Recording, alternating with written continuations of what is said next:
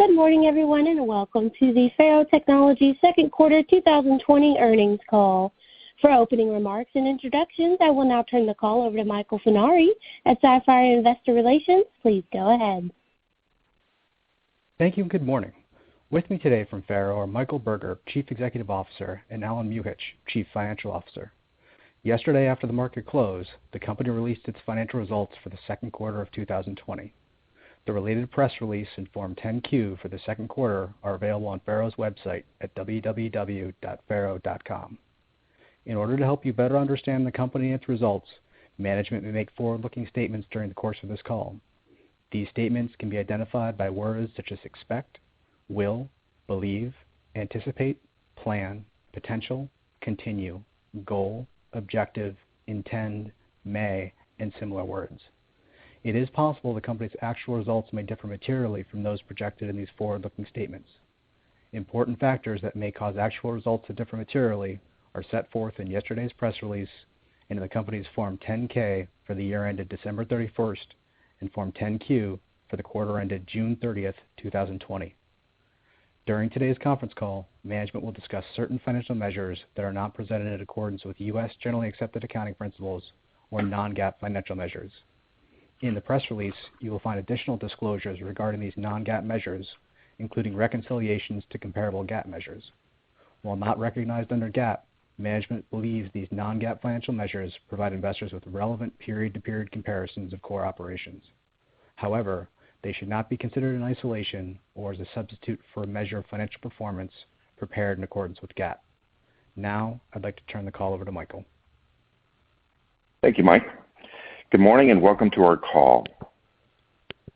I'd like to start by providing a brief update on how our business is faring through the recent economic downturn. I am pleased to report that our global manufacturing facilities remain open and our supply chain, logistics, and operations teams have continued to serve and support our customers at the level they have come to expect from FARO. Our customers continue to pursue 3D measurement initiatives they've had in place at the beginning of the year. However, many have chosen to delay projects given the ongoing uncertainty caused by the global pandemic. That said, we do not believe that we have lost market share in this challenging demand environment. From an industry perspective, the aerospace market remains the most cautious in placing new orders, while we're beginning to see signs that other markets are slowly moving forward on a region-by-region basis. It remains difficult to predict how the demand environment will unfold in the coming quarters. All current signs are pointing toward a measured demand recovery in our markets, with the second quarter marking the bottom of the downturn for FARO. However, conditions could deteriorate as countries respond to new or accelerating outbreaks, adversely affecting our customers' near-term purchase decisions. Shifting to areas within our control, we are continuing to make progress on our strategic initiatives we outlined in February. Our sales force has embraced our new go-to-market strategy, and while it is still early in the transition to claim success, the team's optimism is strong and growing. We continue to capitalize on existing virtual infrastructure we have in place coming into the year. With most customers preferring to limit in-person interactions, the sales team quickly shifted to virtual product demos and sales calls. Virtual demos grew 66% in the second quarter on a year-on-year basis. We have found success in the use of this critical and scalable tool, not only as a standalone introduction to our products, but also as an exceptionally effective and efficient way to pre-qualify customer interest ahead of personal demos. The combined virtual experience we've all gained over the last few months will continue to be an important tool in our sales arsenal going forward. Our marketing and service organizations have also adapted to the current virtual environment. We have seen a 3 to 5-fold increase in attendance of our virtual training and product information seminars as companies take advantage of the opportunity to remotely educate themselves on our capabilities and how FARO solutions can solve their 3D problems. This is another example where we've learned how to more effectively and efficiently interface with our customer and communicate that we intend to leverage and grow in our future business practices. Turning to our products, in the second quarter, we increased our target market focus with the divestiture of our OpenTech and our photonics businesses. While these two product lines only represented approximately 2% of revenue in 2019, they took up a considerably larger amount of the organization's time and attention. By divesting these businesses, we are able to reallocate resources to serve our core markets. In Q2, we announced 3 exciting new solutions aimed at our core markets. First is the Freestyle 2, which is a differentiated, intuitive, portable, and easy-to-use handheld scanner. This tool, targeted primarily at the public safety market, allows non-technical operators to capture photorealistic 3D images in real time. The second product we announced is our Swift laser scanner, which is a unique portable solution that enables color 3D scans up to 10 times faster than competing devices, and is targeted primarily at the AEC market. Finally, the new FARO gauge is our most accurate and versatile articulating arm product aimed at 3D metrology. This measurement tool allows small and medium-sized machine shops to perform demanding 3D inspections in record time. The core value proposition shared amongst these products is the enablement of capturing better data faster. We believe these products, when combined with our software solution capabilities, have the unique ability to quickly transform our customers' 3D data into usable information. As we continue to bring new solutions to market that are highly aligned with our customers' workflow, we will not only create long-term differentiation in the market, but also increase software content, leading to higher levels of recurring revenue and improved financial performance. Having passed my 1-year anniversary at FARO in the middle of June, I am pleased with the progress that we've made as an organization. We've established our new success model, and through the combination of restructuring actions taken earlier this year and the savings that we've captured by leveraging a virtual sales and service model, our Q2 non-GAAP operating expense of $37.7 million beat our stated objective a full 6 months earlier than expected. I am confident when revenue returns to historical levels, our new scalable operating model will deliver profitability in line with our targeted success model of 20% EBITDA. I'm extremely proud of the entire FARO team, as they have shown tremendous resiliency and dedication as we transform our company in the wake of our current global situation. With that, I'll turn the call over to Alan for an overview of our second quarter financial results. Thank you, Michael, and good morning, everyone. Second quarter non-GAAP revenue was $61.2 million, down 38% when compared to $99.3 million in the second quarter of 2019, as a result of a full 3 months of soft end market demand related to the COVID-19 pandemic. GAAP product sales were $42.3 million, as compared to $71 million in Q2 of 2019. Broadly speaking, this decrease was experienced across all served markets. GAAP service revenue of $18.3 million was down $4.1 million when compared to Q2 of 2019 as a result of our inability to perform on-site training and a reduction in non-contract break-fix activity. In the second quarter of 2020, we took an additional charge of $600,000 related to the previously disclosed GSA matter. Including the impact of the GSA sales adjustment, GAAP net sales were $60.6 million. At this time, we have no further update on the status of our self-reported GSA pricing issue, as we await a response to our proposed solution. New order bookings were $61.4 million for the second quarter of 2020, down 42% as compared with $106 million for the second quarter of 2019. GAAP gross margin was 47.7%. Non-GAAP gross margin was 48.4% for the second quarter of 2020 as compared with 57.2% for the same prior year period. The reduced gross margin is a result of the overall reduction in revenue, which adversely affected our product fixed cost absorption. GAAP operating expenses were $40.9 million and included approximately $2.5 million in acquisition-related intangible amortization and stock compensation expenses, as well as $600,000 in restructuring costs. non-GAAP operating expenses of $37.7 million were $13.3 million, or 26% lower than Q2 of 2019, as the company benefited from a full quarter's worth of cost savings related to our restructuring actions, as well as lower travel expenses given the current environment.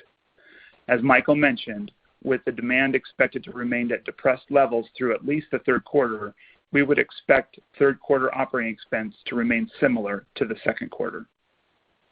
GAAP operating loss was $12 million for the second quarter of 2020, as compared with an operating loss of $4.9 million for the second quarter of 2019, as a result of the lower demand environment. Adjusted EBITDA was negative $5 million. Our GAAP net loss was $8.9 million, or 50 cents per share. Our non-GAAP net loss was $6.3 million, or 36 cents per share for the second quarter of 2020, compared to non-GAAP earnings of 27 cents per share in Q2 2019.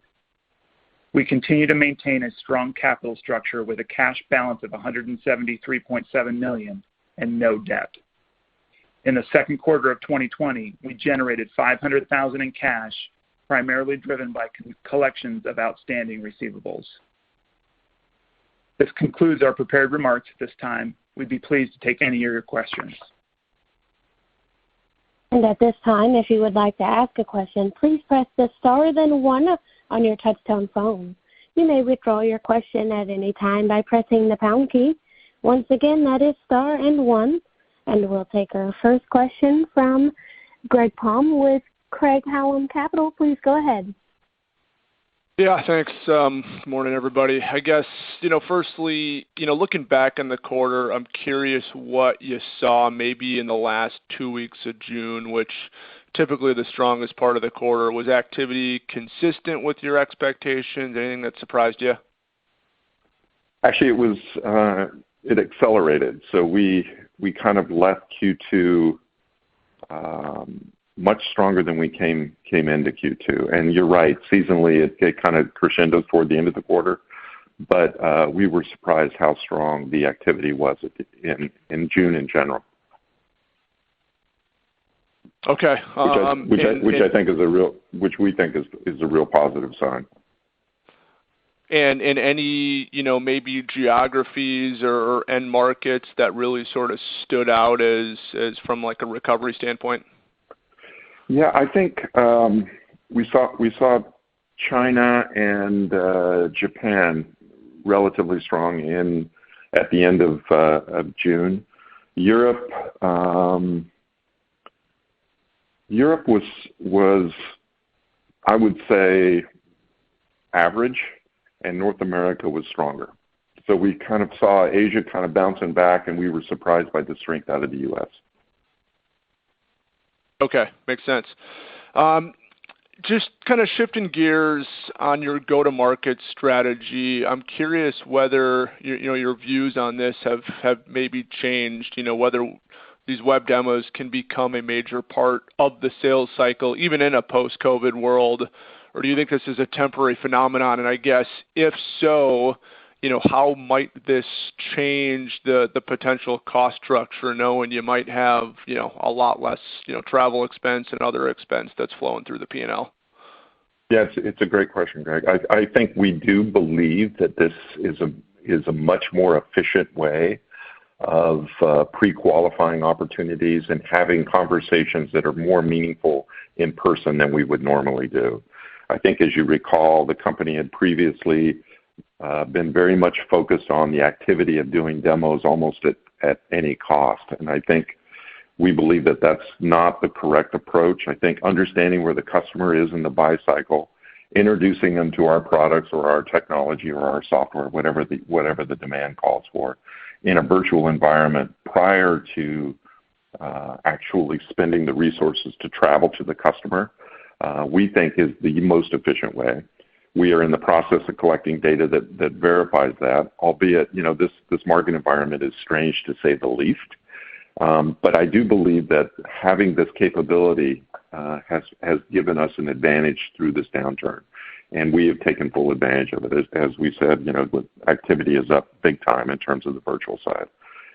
We have actually closed orders from beginning to end virtually now. And I think if you were to ask us a year ago if that was possible, I think most of the guys who have been here a long time would say, no, it's not possible.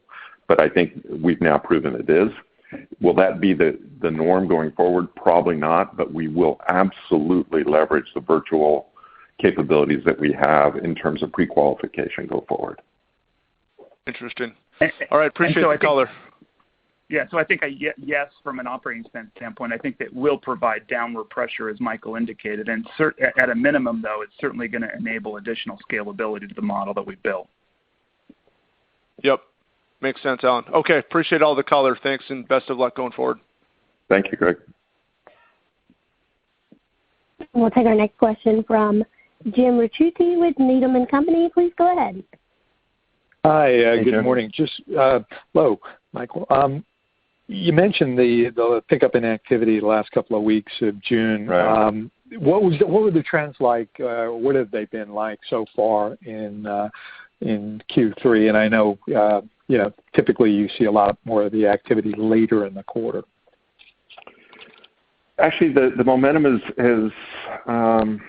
we do go through a seasonal cycle within the quarter, as you know, right, Jim? We're loaded toward the end of the quarter, and so we had a really weak March or April, May, right? And so we kind of crescendoed into June, which felt really good, and we've seen a lot of build in the funnel, which is a good indication for us that demand is becoming real again and that there's visibility on when that's going to happen. We're nowhere near where we were in terms of the funnel size, say Q4 of 2019. So a lot of the funnel has been pushed out, and as I mentioned earlier in the call, we don't believe that we've lost any share. And a lot of these projects have not been canceled, they've just been pushed out. So we're seeing now some of that funnel build again, which is very encouraging for us. And the early trends are positive in Q3, but again, we are going through a seasonal build as we do toward the end of the quarter. Okay. And just speaking of seasonality, typically Q3 has been a more seasonally weak quarter, but we're in a different world, and I don't know how to think about Q3.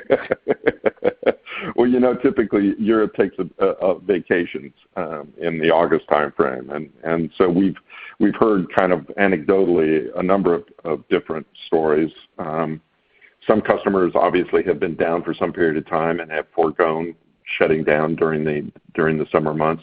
Others have actually, some of the automotive guys have talked about extending vacations because of the low demand environment.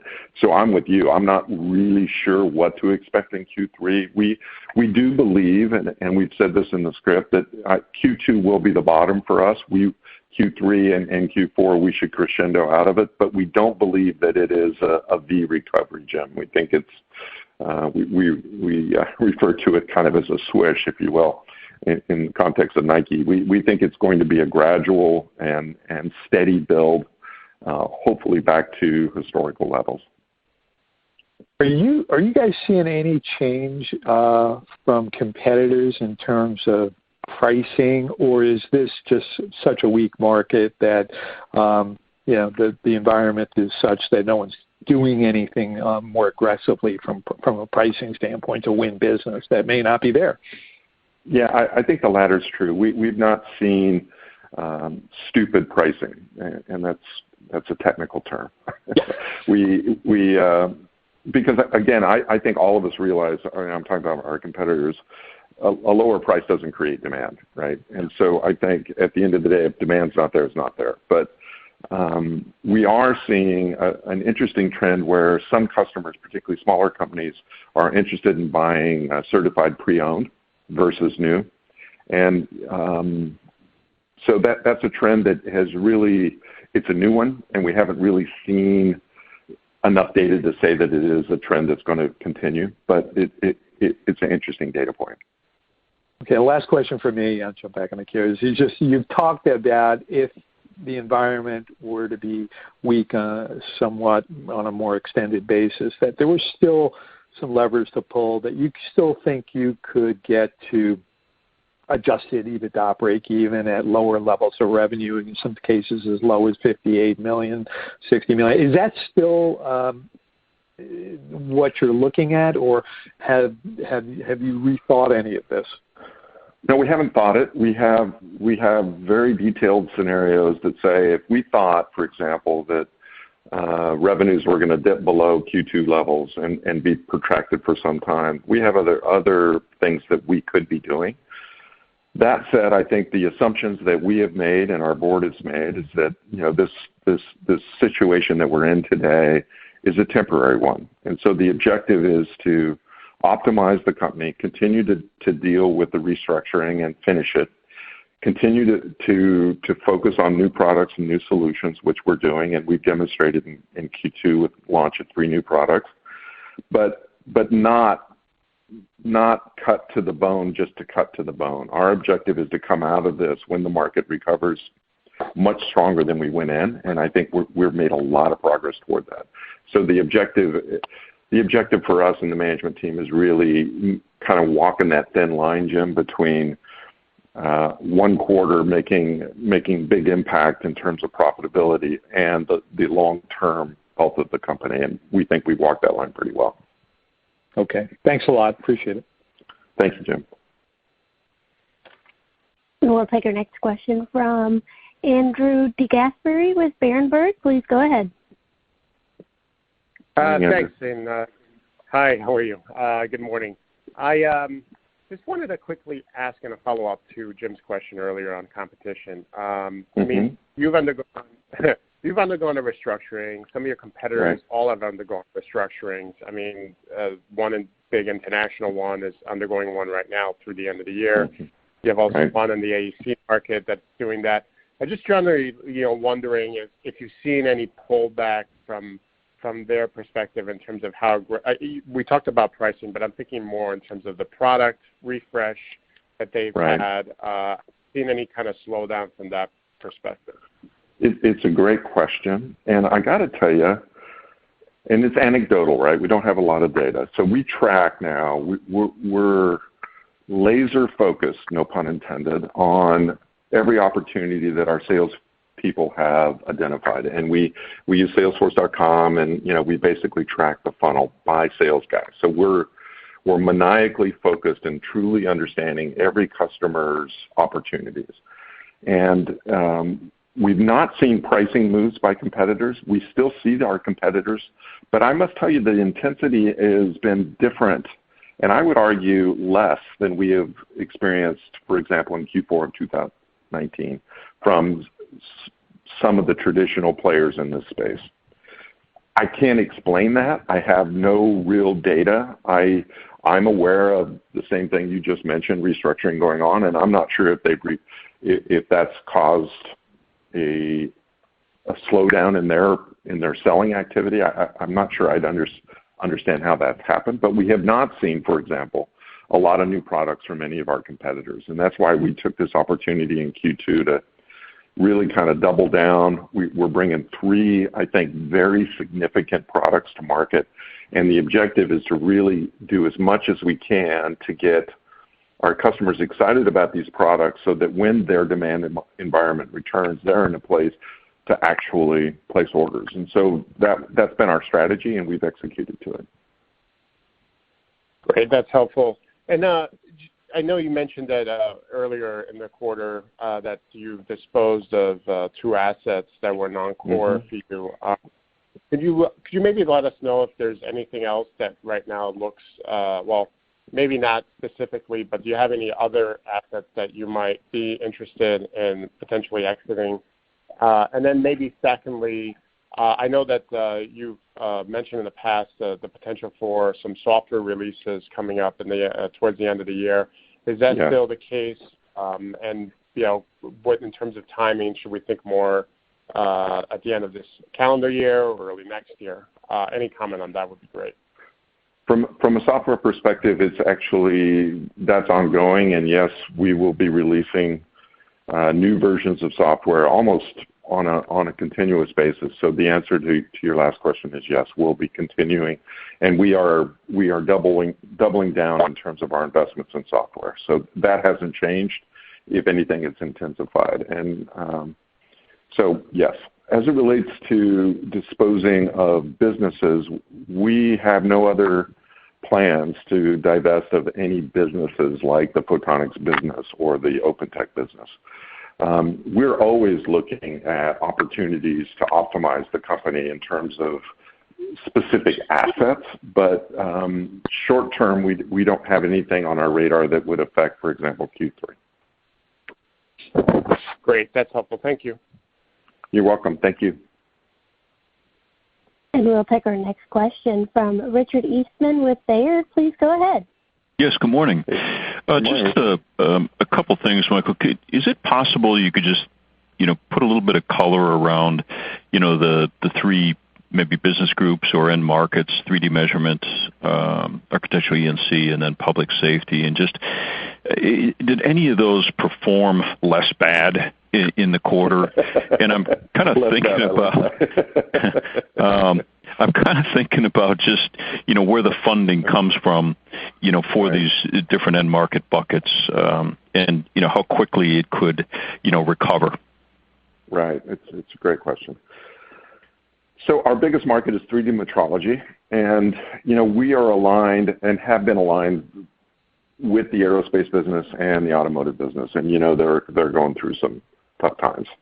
The automotive business seems to be a lot of noise about recovery, et cetera, although I'm not convinced that their demand environment is going to drive a lot of capital purchases early or in the second half of this year. But we'll see. It's positive signs. The other big part of 3D metrology is really, these smaller companies that are doing metal work of some sort. And in general, that demand we've actually seen kind of resurge, particularly in America and in Asia. So that's a positive sign. And that is, when you talk about 15,000 customers, a big part of that 15,000 are these smaller businesses that are kind of spread, the machine shops or heavy metal working types of places. And so that's kind of been our core, and we are seeing a lot of these smaller businesses coming back and projects being put back on the docket, which I think is very positive. Public safety was a nice surprise for us, and that seems to be coming back, particularly in North America. So that's a positive sign as well. I think, during the early days of the pandemic, it was hard to get anyone's attention, if you will, talking about capital purchases in law enforcement. And I think that's changing, and I think we're kind of leveling out in terms of the new norm. The construction business, AEC, we're seeing signs of life in North America. Europe has actually been surprisingly slow for us in the construction space, even though there are some construction projects going on, but I think that there's an apprehension to place capital. So 3D metrology driven by the metalworking seems to be on the mend. Okay. And there's good signs in automotive. Public safety seems to be coming back, and construction in America is making the right noise. So I don't know if that's what you were looking for, but that's, okay. Yeah. We need noise. We need more noise. We really do. Noise is positive these days. Yeah, that's right. Hey, and just one other question, maybe around the restructuring. Again, I think given the initial maybe restructuring commentary that you gave, I think you talked to 12 to 22 million of planned restructuring, kind of in a range. We're at the kind of lower end of that, and I'm trying to maybe just gauge what does the second half look like, and where is that restructuring targeted? Have you started to look at the footprint at all, or taken any additional steps, or is it still primarily focused around that headcount number? Well, pretty much the headcount situation is done. We have some lingering issues in some of the European countries where the government has mandated that you're not able to do any restructuring until a certain point. But the bulk, the large percentage of the headcount situation is done. I'll let Alan talk to where we are financially, but I will say that we are planning on coming under the number that we announced in February, which was $75 to $80 million of restructuring. When we're done, we'll be below that number in terms of cost of restructuring. And I'll let Al talk to kind of where we're at. Yeah, I think Michael characterized it right. So we had communicated 75 to 85, and we think we are doing well relative to that number. As Michael indicated in his prepared remarks, our operating expense of almost $38 million is a bit lower than we had guided to, and so we feel very good about our cost structure and our ability to demonstrate that while we're continuing to manage the business and frankly invest in the business in areas. And so, as Michael indicated, we're pretty well done with that at this point in time, outside of a couple of lingering areas that will continue to layer in. Okay, very good. Thank you. You're welcome. Thank you. And as a reminder, that is star and 1 to ask your questions today. And we'll go next to Ben Rose with Battle Road Research. Please go ahead. Yes, good morning, Alan, and good morning, Michael. Hey, Ben. Morning. Just a question. With regard to gross margin, wanted to, I guess, better understand the gross margin in the quarter. Was there anything in particular that depressed it? And from a product standpoint, I'll start first. And what do you think the key is to kind of revitalize it in through the second half of the year? Go ahead, Al. Yeah, I think as we indicated in the prepared remarks, really the reduction down into the high 40s from a gross margin standpoint for non-GAAP was driven by the reduction in revenue. We have relatively consistent contribution margins across the product line, and therefore reductions, and they're obviously higher than what our corporate average is.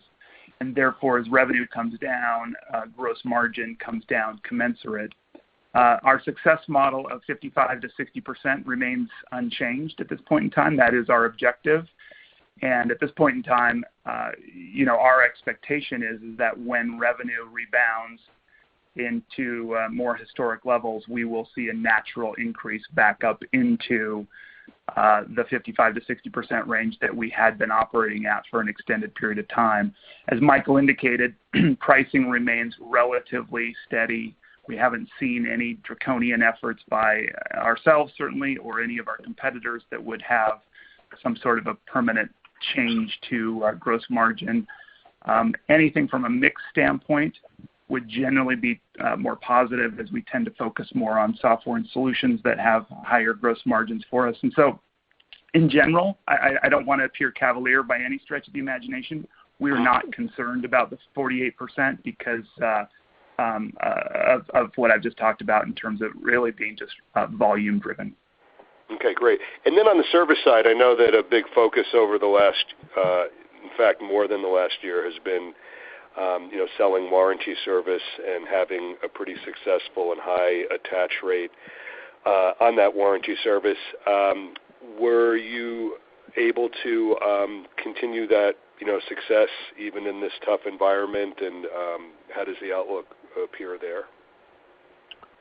Yeah, no, I think we've been very successful in terms of selling service contracts and our attach rate through this process. I think there's a phenomenon, particularly in smaller companies, that are still working but don't really have an understanding of what their demand environment.